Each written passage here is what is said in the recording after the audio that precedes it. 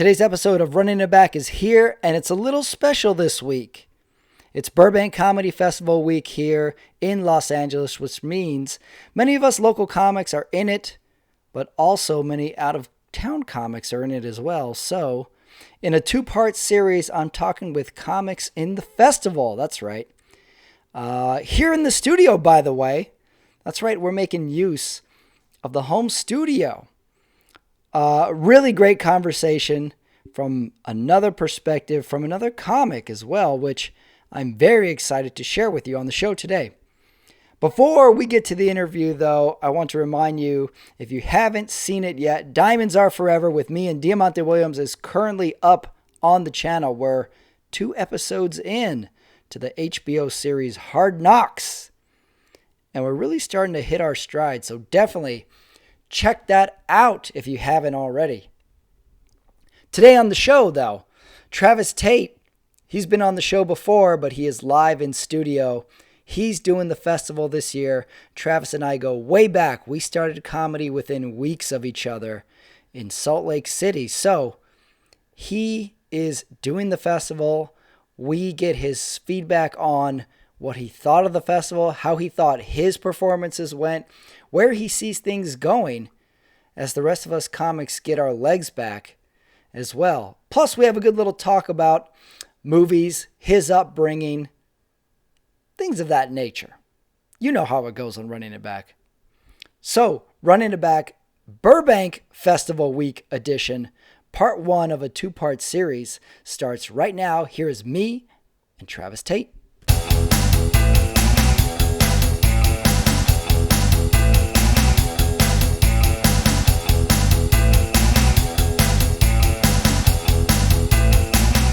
All right, we're on Running It Back, special Running It Back this week because it's the Burbank Comedy Festival. Travis Tate from Salt Lake City is in the festival. I'm in the festival. We know a lot of other people in the festival, but you just finished your set. I did, yeah. At the show. How did it go tonight? Really, really good. Yeah, I was super happy with it. It was in the Yoo-Hoo room. It's a smaller room, but it's a lot of fun. You get, 15, 20 people in there and it feels pretty full. So yeah, it was a lot of fun. I went middle of the show. That's a sweet spot, I guess. Yeah. How would you describe the show in general? Would you say were you happy with the crowd? Was it big? Was it small? I think when you're in a small room like that, the crowd, I think, kind of knows like, oh, okay, I'm like the 6th man. Or the 12th man if you're a football fan instead of basketball. But they're like, I got to pick it up a little bit. So yeah, I think the crowds at least the crowds that I've done shows in the Yoo-Hoo room before, they're like really into it and they're rooting for you, Yeah. It's fun. There's a big art form to the small room. Yeah. The small room can be the best thing ever. And then even if it's just sort of like a few people in a small room, that's all you need for a good show. But we each had 2 shows this week. A few good men. I was Sunday and Monday. You were, what Sunday days were Sunday and Tuesday, which is Tuesday as we record this. So what do you think was the better set for you? It's hard to say because I did different jokes. It kind of felt good because there was a few more people on the Sunday night show. And I also went in the middle of that one. I got good spots. So I would say it's a tie. I was pretty happy with how both of them went. Mm-hmm. I don't think one was better than the other necessarily. And you decided to do different 5-minute sets each time. Yeah. Do you always do that? Or did you have a plan to do that from the beginning? I like to change it up if I'm doing a weekend of shows or something like that. There are times where I do the same set if I'm, either trying to really work on one thing or I'm being lazy, one of the two. But I do try to switch it up because then I get to, work on my material a little bit more over the weekend. So. Well, you're coming from Salt Lake where you work regularly weekends, but then you come to a festival and it's a little different of a format. Right. Explain what you would do like on a normal weekend show where you're hosting or middling for incoming acts. And then you come to a festival, which is a ton of comics, right, all stuffed into one. So yeah, go through what is a weekend for you, typical weekend for you performing. So if I'm usually I end up emceeing, which I like to do. I think it's a good way to learn how to deal with a crowd it's a cold crowd basically. So it teaches the ability to work through and get them on your side and get the crowd going. So I love doing that. But normally, if I'm emceeing, I'll do 10 to 15. If there's a feature, they'll do 20 to 30. Usually, like at Wise Guys, we do a lot of guest sets, which is great for the local comics. So it gives us a chance to, get stage time where we normally wouldn't have. So they'll do, like, if there's two of them, maybe they do 10 minutes each, and then the headliner goes up and does an hour. Yeah. Where in these, it's, it's like, I feel for the hosts. They're doing a lot of running because it's 5-minute sets. It's kind of like hosting an open mic a little bit. Yeah. Yeah. Good point. The host is up and down all night. Right. With these shorter sets at the festival. The only difference is at open mic, you're not giving people an intro. So they've got to have, if there's 15 people on the show, they got to work with 15 intros. You mean you don't get 30 plus open micers intros to bring them up on a Wednesday night? I'm sure there's 30 people that would request an intro at open mic. Where do we know you from? Walmart. Most people are just lucky if the host gets their name right. That's enough. That's enough of a credit. Yeah. So you're going from weekend traditional format, host, feature, headliner, to the festival, which is a bunch of 5-minute sets in one night. Was it a hard transition to just condense a 5-minute set? No, I mean, like one set I did, it was just a 5-minute bit that I have that I really like. It's about 5 minutes. So I was like, okay, that's perfect. And then I don't know what it is about me. I don't know if you believe in internal clocks and stuff like that, but I have, I don't know, probably 15 bits that are 2.5 minutes. I don't know how or why. I don't try it. I just, when I time a bit out, I'm like, oh, that's 2.5 minutes again. So I just took 2.5 minutes bits that I know that I like, and I plugged them together, and there's 5 minutes. I have that too, where like I'll write on the page, and if it's a page and a half, I'll know I'm at about 145. It's like, all right, I wrote a page and a half. That's about 145. I need a little bit extra there. And I can sort of time it from there. Do you write typically in the longer bits, or use shorter bits in your writing style, and then you got to put a bunch together? We actually talked about this yesterday. Kind of what I've been doing, especially during COVID, when it was hard to work on newer bits, is if I came up with a funny line or something like that, I was trying to plug it into an old joke just to freshen it up a little, because I was more acquainted with it. Where normally you would take that and that would be your seed, and you try to turn it into, a minute, 2.5 minute bit, something like that. But yeah, I mean, that's fun to do. But sometimes I'll just take it and I'll go, ooh, that'll work. This old joke that I never could get to work, that line will make that work. And then all of a sudden there's another bit there too. Like, there's no right or wrong way to do stand-up. That's the cool thing about it. You can figure out a million different ways to use a good line. Yeah. The writing style is tricky because for me, you get used to writing a certain length of sets, 3, 5, 8 minutes. And as soon as that set goes any longer, I freak out. Like, I can't possibly put another 3 minutes onto this. That is too much. So it's so weird how we get so tied into our own parameters. Whatever you're used to doing, you get used to doing that. And if it gets shorter, it gets difficult. If it gets longer, it gets difficult.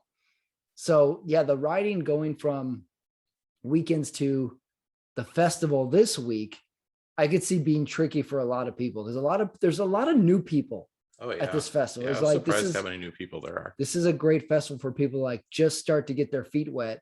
But it's interesting because they've never done a little bit longer set, and they've never been in front of bigger-ish crowds.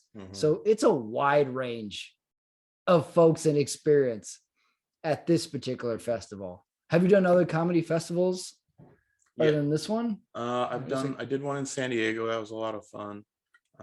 Let's see, I did the Idaho Laugh Fest. I know there was some more. There was the Golden Spike in Salt Lake. There's a couple more I can't remember off the top of my head right now. How does this one compare? I thought this was a lot of fun. There's a lot of opportunity for sets. Everybody's guaranteed at least 2 sets, but there's all sorts of open mics going on constantly. So I mean, if there's 3 open mics a night and you're here for the whole week, I mean, you could in theory have 20 plus the 2 guaranteed sets, 23 sets plus the Zoom sets. So I mean, there's a lot of opportunities to get sets, which is pretty cool. That it's almost constantly there's an open mic somewhere. That's what I like about a festival in general, is you can bounce around Right. the kind of village of it. You meet people, you can jump in other open mics. You hit your shows. You talk about when other people's shows are. That's when the festival, I think, works the best, is when it's like self-contained and everybody's running around. Essentially how the Olympics has the athletes village. Yeah. This is the athletes village for comics, except no one's in any physical shape. Everyone's just walking around with moleskin notebooks and lanyards. So that's what I like about it. Well, you mentioned the Salt Lake one. I love that one too, because it was all in an outdoor mall. Yeah, it was all really close together too. Yeah. We were talking about that and how the owner was like, "Oh, this is so much work. It wasn't good." I thought that was a great festival. Yeah, I had a lot of fun. I think everybody liked it. I know it was a lot of work, but I think putting on any festival is a lot of work. So if you put on a festival, bless you. That's all I can say. Right. I start to, by the end of this festival in particular, I start to have a lot of sympathy for the staff. Because you see the same face all week long. They're serving food to everybody. They're running around. I feel like the staff, and there's comedians in their way constantly. We're always in the way. Yes. We never know where to stand or sit. And then they got volunteers. Somehow they get volunteers at this festival. I have no idea how people. Is it work release? It's work release. It's community service. It's working off child support. It's witness protection. And you got like the volunteers taking pictures, checking people in. It's a whole to do. It's really busy. I feel for the staff. Yeah. I feel for the staff. All right, let's talk venue. The Flappers Club that the festival is at has 2 rooms, one small, one big, has a bar, centrally located in like Burbank area, in a kind of an outdoor mall. What do you think of the venue in general? I thought it was really cool. I like the whole like roaring 20s vibe. I think that kind of goes back to, I think, being white. I can romanticize that era. Those are your a little more than somebody who's not. But yeah, just it was always kind of an what a time to be white. Right after World War I, and you're like, yeah, we all survived. Half the world died. We're still here. Let's get crazy. That's true. So I like that vibe, and I even like in the main room when they're showing Charlie Chaplin movies before the show. It's like that was a nice touch. Hey, is it interesting that we had World War I was like in the teens, right? 1915, 1917. World War II was 1939. So we had World War I. We couldn't even make it 20 years. We had to have another World War. We're doing pretty good right now. We're doing damn good. Yeah, we made it like 80 years without a World War, guys. It's not that bad. Like 20 years. That is, from year 1 to 20, you've experienced 2 world wars. In the decades before that, they didn't really know how big the world was yet, so they couldn't have a world war. It wasn't all discovered. Oh yeah, that's true. What constitutes a world war anyway? How many countries do you need to have a world war? I bet it's on the rules for like risk. It probably tells you. It's kind of like the Olympics. Like, you guys can have an exhibition, but if you don't have only 8 countries, that's exhibition. That's just a skirmish. If you have 12, okay, now we can have a medal ceremony. That's an incident. You get 16, we've got a world war. Yeah, right. You get your buddies involved. We could have a world war, dude. You're like, awesome. Canada, you're not doing anything. Puerto Rico, you don't even have any soldiers. Just come on over. We'll let you borrow our uniforms. Yeah, we had 2 quick world wars. If you think about it, we're doing pretty good. Yeah. We just had a little thing here and there, That's nothing. Yeah. I discovered why like newscasters sit like this. Why? Because they're covering their stomachs. What's your not too bad? Oh, he needs help. Tell me your stats. How tall? How much do you weigh? 6'2". Right now I weigh. I haven't weighed myself. I just had my knee replaced. I'm probably about 300. Yeah, right around there. What's the plan? You got your knee replaced. 250. You want to get to 250. 250 sounds big for a normal person. Like you imagine yourself at 250 and it's probably like Peter Griffin or something. Yeah. But I carry it different. I don't know how to explain it, but Mm-hmm. me at 250 looks pretty decent. What are you gonna do? Do you have a plan? I already eat pretty It doesn't decent. sound like you have a plan. No, I do. I'm gonna, exercise, bike, that kind of stuff, count my Okay. steps, drink more water. Mm-hmm. The basics, just eat better. I don't really eat a lot of junk food anymore, like chocolate. I had COVID in October, so I still don't have my taste and smell all the way. So chocolate tastes bad, potato chips taste bad, most sodas taste bad. So I'm already eating better. What's gonna be the hardest part then? What's your food? What of food trips you up? Do you overeat? Is it salt? Fast food? Every once in a while, just being out late doing shows. Late night eating. That late night eating is probably my biggest problem as far as that goes. Yeah. Yeah. And what's the exercise regimen? You got your knee replaced. Yeah. So that's got to limit you. I've got a physical job, so I get a lot of exercise there, and then just riding the bike and doing my physical therapy and stuff like that. Mm-hmm. So, staying active, keep moving. Okay. Back to the venue.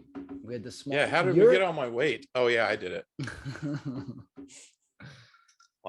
Wasn't it your show, your first show that you had Arsenio Hall on? Oh yeah. Yeah, you had the show Arsenio Hall dropped in on your list of or your show of comics. Yeah, I was walking. I was trying to figure out where to go to get to the green room, and then I ran into the manager. What's his name? The shorter guy.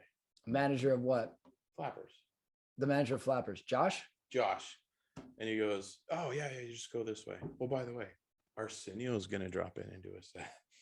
Oh, he told you that? Yeah, I didn't know that. Yeah. What was your feelings at that point? Celebrity drops that's cool. in. Yeah, what's the feeling? That's cool. Yeah. Yeah. I was like, I hope I don't get bumped, but that's pretty cool. Yeah. Okay. And nobody got bumped. He just squeezed in, did some time. 7 to 10 or something. Yeah, very reasonable. He was cool about it. Yeah. And in the show before you, the show before both of ours, we had Jay Leno close out the early show. Yeah, and it was like 20 minutes. It was the opening ceremonies of the show. So I think Jackie Cation was on it. There was a Jimmy Brogan, and of course Leno. So yeah, pretty cool show. Yeah, kind of packed. Yeah, I saw the back of Jay Leno's head. Did you? Yeah. If you see the back of Jay Leno's head, you know that's Jay Leno's head. It's funny because we were mistaking it. We were sitting at the bar, which is 15 feet from the showroom, just on the other side of a wall, and we're watching him on stage. Right. But the show was sold out, so we couldn't just go in and hang out there, unfortunately. Awesome that it was sold out. Bad for us that we couldn't watch it, but it's one of those surreal things when you're at a comedy club and you're watching the person on stage on TV, but you're not at your house watching them on TV. That is weird. I didn't think about that. Yeah, that's true. We're watching the show feed on a monitor, right? And the show is happening right there, 15 feet away, just through a door. Yeah, through the door. That is kind of weird. What do you do? This I get told by comics a lot. You always get asked, like, if you're telling a new comic or you're a new comic, you're always told these like really broad pieces of advice. Oh, just be yourself. You want to have fun with it, or let the audience breathe. You have these like broad pieces of advice, which, by the way, never make it to the stage. You never think of it as what piece of advice would you give a comic doing their 5th to 10th set? I would say, first of all, it takes a long time, so be patient. Don't expect that you're going to get good really fast. Some people can, but most people, it takes a while. Just be cool. Don't be trying to impress everybody all the time. Like the more veteran comics, if you're cool, they're going to want to hang out with you. If you're, trying to impress them all the time, it does get a little like little brothery. So it's like, come on, just take your Ritalin. So that's something, honestly, and some comics don't like to hear this, but if you can write 10 clean minutes, you can pretty much work anywhere. Because there's lots of places out there that just want 10 clean minutes. If you can do it and it's funny, you can still write everything else. You know, you can do your dead babies or your whatever, you know, whatever you think is good, funny. Good advice. But have at least 10 clean minutes and you can get opportunities. Yeah. So you definitely are giving some broad advice. Yeah. Like, and if you write clean, maybe you write a few dirty jokes, because like even cruises now, if you want to ever do cruises, I know a lot of people turn their nose up at it, but cruises now you're required to have like a clean 45 and a filthy 45. Like if you do your clean 45 on the filthy show, they're like, you should probably put some F-bombs in there or something. Interesting. You know, as a good writing exercise, we always tell the dirty comics or comic who has dirty stuff, like, you know, try and write a clean set, you know, just try it. We should tell clean comics to try and write a dirty set. Yeah. Like, you know, for sake of versatility, write a dirty set as a writing exercise or just as a performance exercise to give you that sort of exercise, that muscle. Right. You know what I always tell someone who's going to go up, say they're new, instead of like don't forget to breathe, you know, be okay. Like these broad things never sit in anybody's brain. They forget them in 2 seconds. I would say memorize your first joke. That way you go up, you know your first joke, no matter what, whether you get a big reaction or a little reaction, you got the first joke. Do your set as best as you can. As soon as you come off stage, grade yourself. Go straight to your notebook. Look, see what you did, see what you forgot, see what's in your head. Like, oh, I give myself a B- for that. Like, oh, I closed strong, started weak. Had to obviously give yourself a grade as soon as you get off stage. Yeah. Give yourself a little critique in your notebook and write it down. All the like advice where they say, you know, you gotta, you know, try and be likable up there. I forget all that in 2 seconds. Right. I forget all that. I'm not up there like thinking, what was I told to do? Yeah. Oh yeah. It's also, I'd say, like it's never as good or as bad as you thought it was. It's always that's a good point. Like if you thought you killed, and you go back and you watch it honestly, you're like, okay, I didn't really kill. But also sometimes you think you're bombing and there's people in the crowd that are actually enjoying it. They're just self-conscious because other people aren't enjoying it, so they're like holding back, you know, laughter and stuff. Because I've bombed before and had people go, hey, just, you know, that was really funny. I don't know what their deal was. I was like, well, you could have, like, I don't know, laughed. Maybe once. You know what I also like? I like after the show, sometimes comics stand and you want to thank the people for coming and stuff, but you secretly want them to say good job to you. Oh yeah. I like when the audience member unintentionally insults you. I like when they're going through the list, the line of comics, and saying, good job, good job. They get to one person that they like or something. Hey, you were good. Everybody else, not so good. You were good, but you're standing right next to the comic and you hear that and then they go past you. I love that. I love when they say good job to like 3/4 of the line and they skip some more of it. Right. So yeah, I like the potential to go home angry after a show. There's always that. Right. I was like, you always think you did. Comedy is so weird because you write it down, you run it through your head, you perform the comedy, and then you get off stage and the first thing you say is, how'd I do? Right. You know, we have no idea how you did. You're like, you wrote it, you performed it, you don't know how you did. And you're like, how'd I do? Did it go okay? I have no idea. I thought of, as far as like advice for newer comics, I thought of actually a piece of advice. If it's a bigger crowd, you perform for the crowd, you know what I mean? But in a smaller room where there's only a few people, you kind of want to talk to the people. Like even if it's just your material, just make it seem like you're talking to them, because that's going to draw them in more than if you're just kind of going through the motions and doing the performance for 5 people. It feels weird. It's just like, it's like there's two all realities that just didn't line up quite right. But if you're actually talking, and it doesn't even have to be crowd work, it could just be your material, but you're making eye contact and you're slowing down how you're talking and you're putting emphasis on words differently. Maybe not as many act outs when there's like 3 people in the crowd can work really great, or they can be very, very awkward. Yeah, I didn't think about big crowd versus small crowd your performance changes. Yeah. Your demeanor changes. Yeah. Yeah, that's a good point. You could really connect with the small crowd, but it is tricky because sometimes, like a lot of these crowds, you see it all the time when I hear the audience, the door person seating the room. The audience always says, "Don't put me in the front.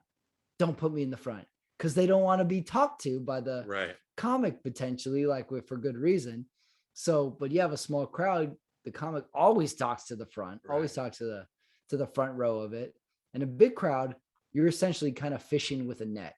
You're throwing it out there and you're catching a lot of laughs that way. Yeah. Small crowd, yeah, you got to mine a little bit more, it seems. Also, someone told me something that made sense.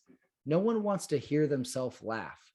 They want to like have a bit, the crowd laughs and they laugh too, but they don't hear their own voice. Right. Small crowd, they don't want to hear themselves laugh. No, that's true. They're definitely self-conscious about it, Yeah. especially if it's dark or controversial and they know they shouldn't be laughing, but it's hilarious. Mm-hmm. So yeah, they are a little self-conscious. Once they loosen up, though, once you can get them, they're fine. It's just a math problem with figuring how to unlock it. Mm-hmm. Let's talk LA. The festival's here in Burbank, which is LA area. You've been to LA a bunch for shows, but you work in Salt Lake. Going Salt Lake to LA, big changes. What do you think? What do you mean big like? What do you notice is right different now? about the working and trying to do stand-up in Salt Lake City, which is a middle market, a club, but middle market sized town versus Los Angeles's comedy grind? I mean, the biggest difference is in Utah, there might be 100 people actively, like maybe at least once a month trying to get on a show. Maybe 100 people. That includes like open mics. There's always the casual, I want to try it once in front of my friends and never do it again people, and that's fine, whatever.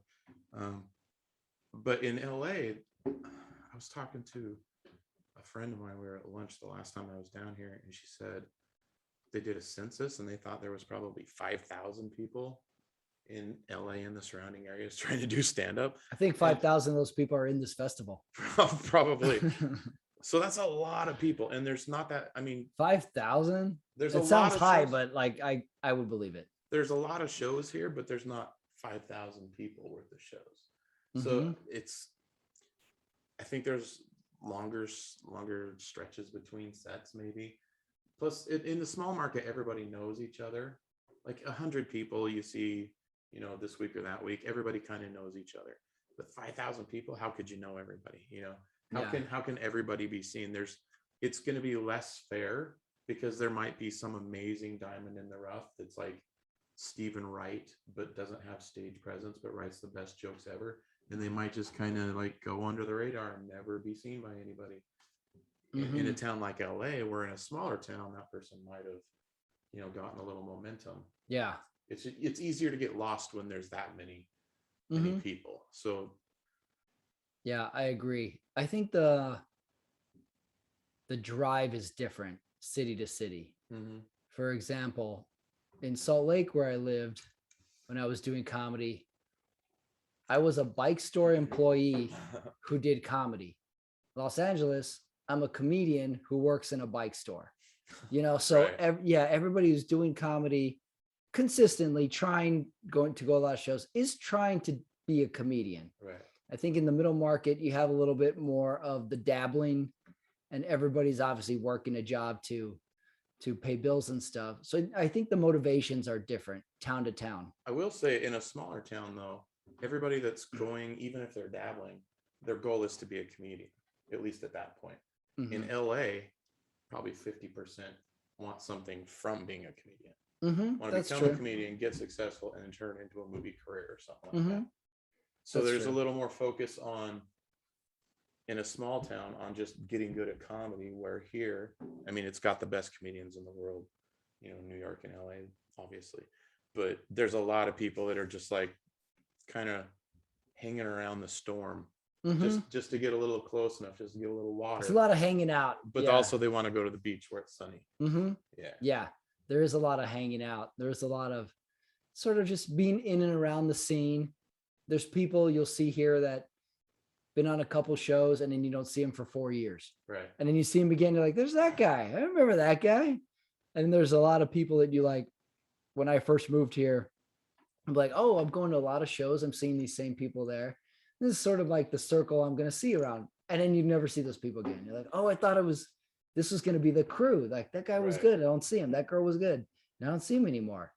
So there is, and then you think about it with Los Angeles, every 6 months to a year, there's a new crop of people who move here Yeah. and start their sort of journey from the beginning. Every 6 months, Yeah. some drop off, then some new ones come in. Whereas like Salt Lake, that 6 months to a year was probably 12 months to 2 years, Right. where it was a new group. We were the new group. We had the seniors. We were the underclassmen. And it was a long time when we were like the underclassmen. And then a new group came in behind us after a long time, it seemed. Whereas here, it's just a constant cycle of Right. people coming in, people going. It is easy. Honest, I've noticed when I've gone to shows here in LA and watch people, it's easy to tell the people that are just kind of using it to hopefully get it, because they can't go do a 5-minute set without mentioning a commercial that they've been in or that they were in the extra. It's different here, movie. isn't it? They're it's definitely the given a resume. the little and info their sets. droppings Yeah. that people throw out here. All the stupid show business industry like terms that are used. A lot of Instagram followers speak. It's just a different lingo here that I've caught myself getting into it. I'm like, it's so lame. It's so lame. And they're like, such and such liked my post. It's a lot of name dropping. It's a lot of blue check mark talking. The other thing weird about LA, I know waitresses who have blue check marks. So at some point, the blue check mark loses its gravity. I'll probably never have a blue check mark.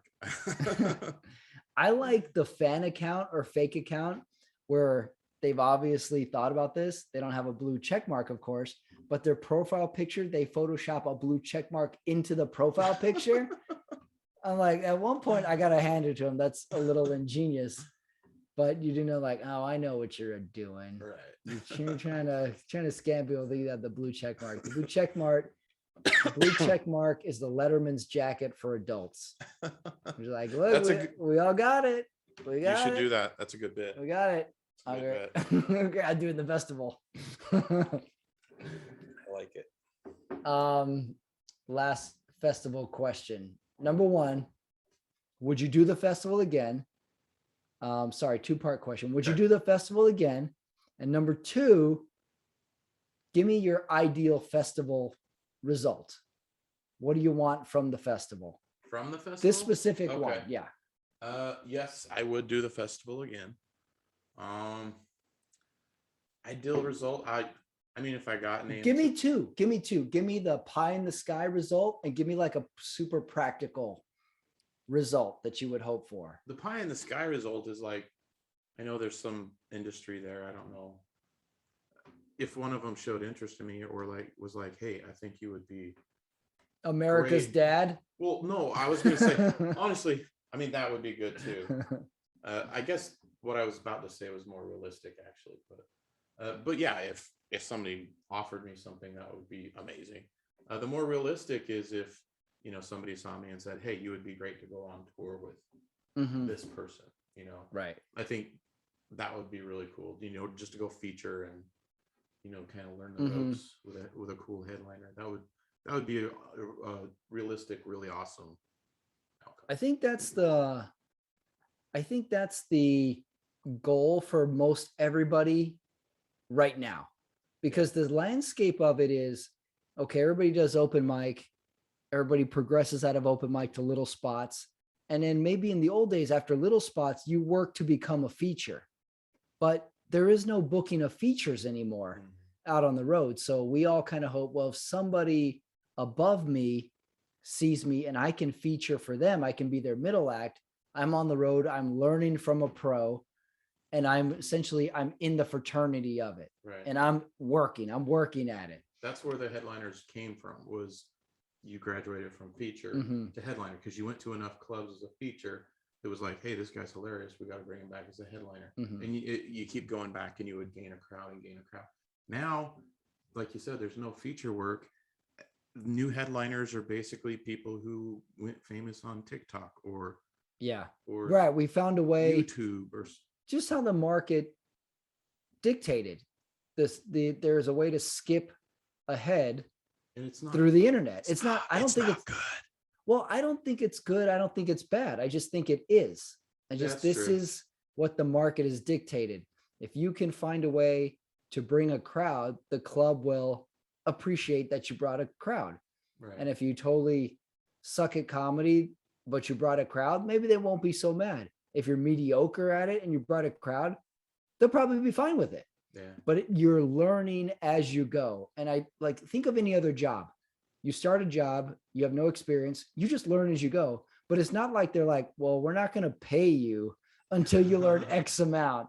But in comedy, you make $0 forever until you can make money. Right. So there is no middle ground. It's total feast or famine. That reminds me of a long distance between feast and famine. Another piece of advice.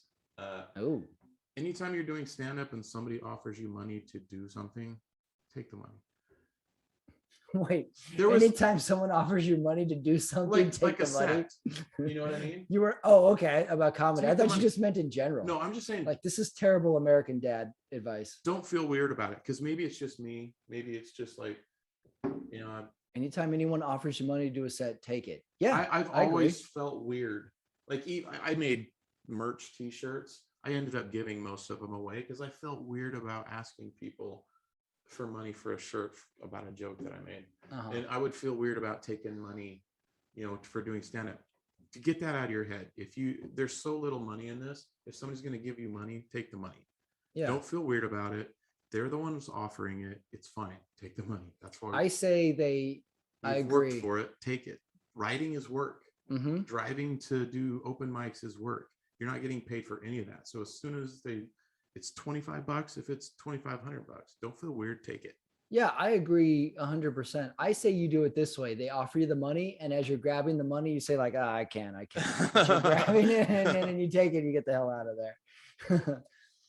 And also be a prostitute. Yes. It's good money, I hear. Yeah. You have quite the range of advice. I'm just trying to get people to not make the same mistakes I made. That's fair. Or have the same insecurities I had. Oh, there's the good American dad advice. Yeah. Don't make the same mistakes I made. All right. The festival was good, but I have some movie questions for you. All right, let's get down. Okay, I was talking about this. You've never seen Heat. Never seen Heat. I was meant to, but just never got around to it. What's the excuse? You're of the age that you should have seen Heat. 95. You're a male. Graduated high school. It's a very male movie. It's got big names in it. I don't understand why you haven't seen Heat. I think it's the year I got married, so I had other stuff to do. You got married in 95? Yeah, I got married in 95. How old were you? 17. Really? Yeah. I didn't know you got married that young. Really? Why? You didn't listen to me when I headlined. No. I know I did that joke. I knew you got married. I was 17. I knew you got married young, but I know you got married young. I was 6 weeks away from turning 18. If you hadn't got married, do you think you would have seen Heat? Did you ever think about that? Probably. So you never seen Heat. You got married at 17. What else did you miss out in life? Movie wise. I mean, besides Strange. Movie wise, I think it was a point where every movie I ever saw, I watched with my new wife. So it was like, if she didn't want to see it, I wasn't going to see it type of situation. It wasn't like we could just stream a movie. You had to go to Blockbuster and rent it, or you had to buy it. Yeah. So it was a commitment to, so if it was a movie she wasn't into, I wasn't going to watch it. My appreciation for Heat is very deep. Also, Heat is a long movie. So if you got it in Blockbuster, it was 2 VHS cases. Oh, wow. So that it's a little bit of an intimidating movie if you pick it up from Blockbuster, because it's a long movie. It's 2 tapes. So in my defense, it's a commitment. I feel like there's this weird, like, if you don't see it when it first comes out in theaters or when it first comes out on streaming or whatever, you might not see it for several years. Like it just Yeah. slips between the cracks. It goes through this weird rotation around the universe where it's gone. And then Mhm. 20 years later, you'll see it and go, oh yeah, I always meant to watch that.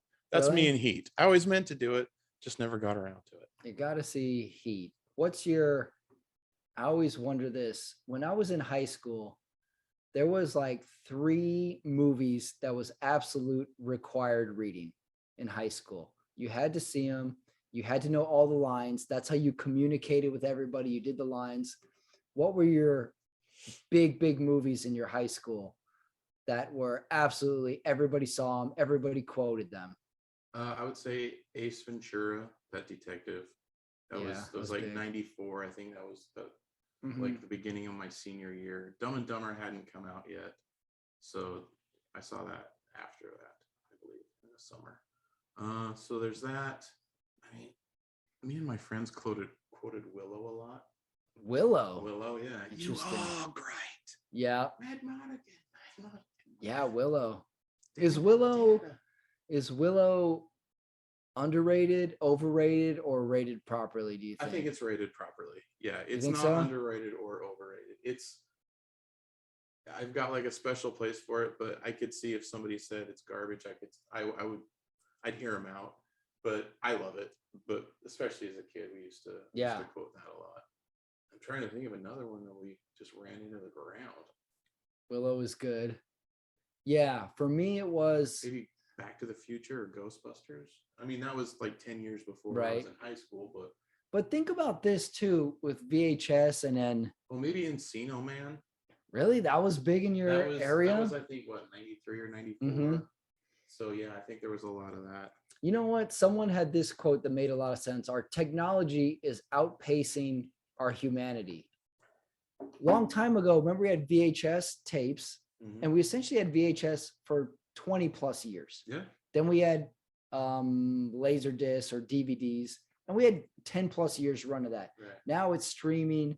Now it's movies on like 5. Yeah, then that was quick. And now the options are so many. It's streaming, but then there's movies that are straight to Netflix. Yeah. There's theater, there's Apple. So we're sort of outpaced. Like we can't keep up. It used to be, what's playing? Let's go see a movie at the theater. What's playing? Find out when we get there. Whenever it's there, we'll go see. Some UCLA student right now is like, what we're going to do is the filming of the movie will be the movie. You can watch it every night for 6 months. Mm-hmm. Yeah. So like we had this bank of movies to choose from, and we all saw them no matter what. And then we would just talk about them endlessly. Yeah. And that was it. Like movies meant more to us. We didn't take it for granted. Big deal. Yeah. It was a special thing. You popped popcorn, get the Jiffy Pop.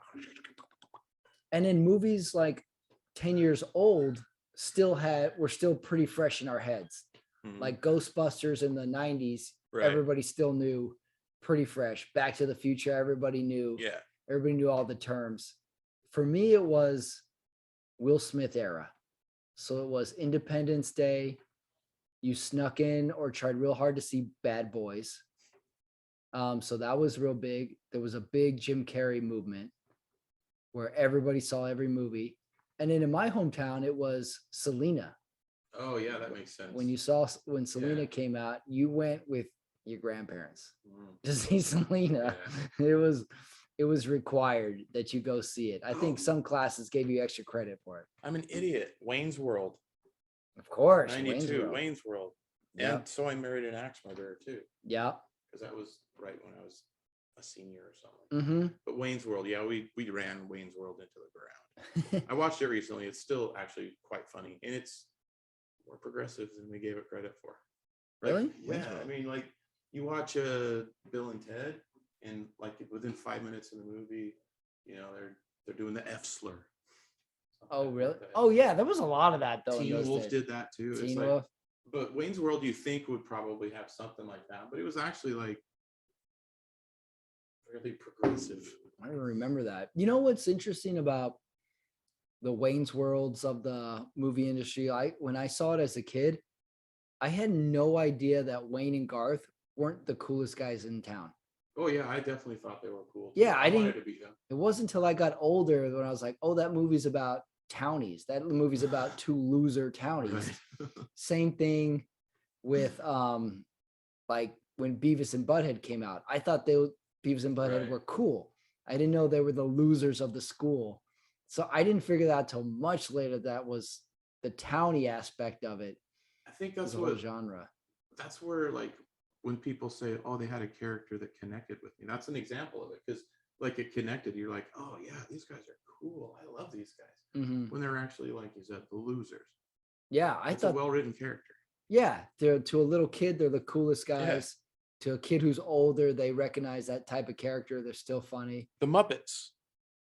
As a Muppets kid, you were watch townies? the Muppets, you think they're the coolest thing out there. But in the movies, everybody's always like shitting on them the entire movie, talking about how stupid they are. You know? Like they're so mean to them, and you're like, "Why are you doing this? These are the cool people." Last question for you. This is a funny one I've experienced too. When you go back to Salt Lake, having been in Los Angeles for the festival, do you get some LA street cred? Do you ever notice that? I call it my unwarranted LA street cred. Yeah, I definitely. Everybody says like, "Oh, how's the shows today there? Plugging away, getting some stage time." I was like, I sat in a dark room for an hour 45, and I did 3 minutes, and I went short. But you get the little bit of like big city street cred when you go back to the hometown. In my world of bike racing, when you would do a national race, get your head kicked in all weekend, and then you would come back and do the local Tuesday night race, you were like, I got this. Right. I just competed with national people. I got the local stuff. Do you get a bit of that? Do you get a charge from doing out of town stuff and then coming back to town? Yeah, I mean, it's always feels good to, say somebody, oh, you was just in Burbank, or, in the Flappers Festival. Yeah, that's always pretty cool, and when somebody talks about it, if you performed at the Comedy Store or Flappers or whatever, it's always cool. But it is weird what people react to and what they don't. Like I can think of times where I just went and watched a show and got a picture with like a famous comedian and it got like 100 likes. Or I can say, hey, I'm opening for this really good comic. I'm not going to say anybody, but think of like the best comic you Tom can think Arnold. of that isn't famous and is underrated and nobody cares. And you're like, but this person's a genius. The other person, I wasn't even on the show. I just stood next to him for 1 second and took a picture, and that gave you validation of what I'm doing. So it's kind of a weird. Maybe I'm jaded about that. I'm like, I'm happy if you like my posts or something, but it doesn't mean as much because I know how like uneducated the like is sometimes. Gotcha. Yeah. Well, you can't. They say you can't choose your parents. You can't choose your likes. That's true. Yeah. All you can do is put yourself out there and hope the likes are worth it. Travis Tate, you did the festival. You're performing in Salt Lake when you get back. Yeah. I'm sure. Yeah. So people can see you there on weekends. And successful festival. Successful festival. It was a lot of fun. Shorter for me. I wish I could have stayed longer. I had work issues, so I have to go back. But I'm just glad I got to get my sets in and come down, hang out with Patrick. Well, there's an easy answer to that. Just quit. Yeah, I wish I could. I wish I didn't have bills, a mortgage. Oh yeah, there's that thing about healthcare. Yeah, you have to pay those bills? Yeah. You got to pay them? Turns out they come looking for you if you don't. Damn. Well, thanks for talking to me, man. Successful festival. Successful festival. Yeah. Okay, that is the show. That is part 1 of the Burbank Festival review, breakdown, interview. Travis Tate in the house. Go back and listen to his episode if you want more of Big T. He's on there. He was on a previous episode. Good to talk to him. Good to see him in studio. And the Burbank Festival, everyone, it's happening this week. So if you're curious, go to their site. Check it out. They are in conjunction with Flappers Comedy. So flapperscomedy.com is where you go. You'll see all of us on there, probably for future performances too. That was part 1. Stay tuned because part 2 comes up right after this. Thanks for listening. See you next time.